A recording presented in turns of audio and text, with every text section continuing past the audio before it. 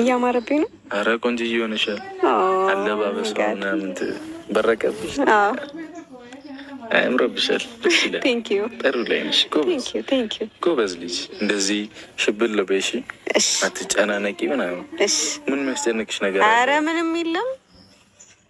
አንተ እያለ አንተ ራስህ ሌላ ማስጨነቅሽ እኔ ማስጨነቅሽ? አዎ አንተ ራስህ ሌላ ጭንቀት። እኔ ምን አድርጌ ነው ማስጨነቅሽ? በቃ እያበሳጨኝ ነዋ እንዴ።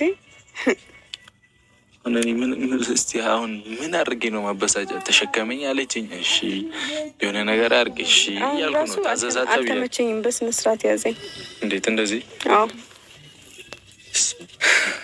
ቤተሰብ ዛሬም ለየት ባለ ርዕስና ለየት ባለ ቪዲዮ መተናል ማለት ነው። በመጀመሪያ ሀይሚና ብሩኬ ጉዞ ወደፊት ናቸው። መለያየት የለም፣ ማልቀስ የለም፣ ማለቃቀስ የለም። ካሁን በኋላ እንግዲህ መግቢያው ላይ እንዳያችሁ ዘና ፈታ እያሉ ይቀጥላሉ እንጂ ወደ ኋላ የለም ማለት ነው። እንግዲህ ይሄን የምታዩት መናፈሻ የሀይሚና የብሩኬ ተመድቦላቸዋል ማለት ነው። አያችሁ መናፈሻው እንዴት እንደሚያምር ልክ እንደነሱ ጽድት ያለ መናፈሻ ነው ማለት ነው።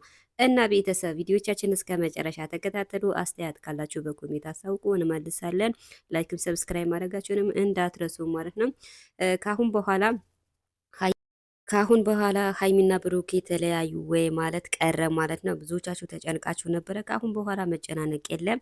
እንግዲህ መግቢያው ላይ እንዳያችሁ ሀይሚና ብሩኬ ዘና ፈታ እያሉ ነው።